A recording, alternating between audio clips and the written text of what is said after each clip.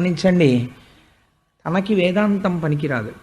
తను ఒక కష్టం వచ్చినప్పుడు తట్టుకోవడానికి వేదాంతాన్ని వాడుకోడు. తను ఒక సుఖం వచ్చినప్పుడు ఇది ఈశ్వరానుగ్రహం అని అంగీకరించడానికి వేదాంతాన్ని ఒప్పుకోడు. తన వ్యక్తిత్వాన్ని అభివృద్ధి చేసుకోవడానికి వేదాంతాన్ని ఒప్పుకోడు.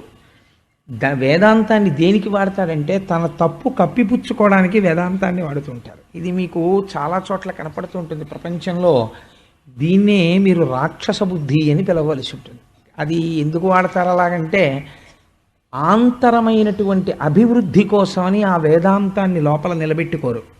అంటే వారికి తెలియదా అంటే ఏదో కొంత తెలిసి ఉంటుంది వేదాంతం, దానికి సంబంధించినటువంటి ఏ కర్మ సిద్ధాంతం ఏదో ఒకటి తెలుసుకుని ఉంటాడు.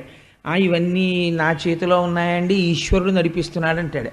ఈ మాట అశరీరవాణి పలికినప్పుడు అన్నాడు అనుకోండి, మన చేతిలో ఏముంది బావా, ఒకవేళ నిజంగా అష్టమ గర్భానికి నేను మరణించడం ఖాయమైతే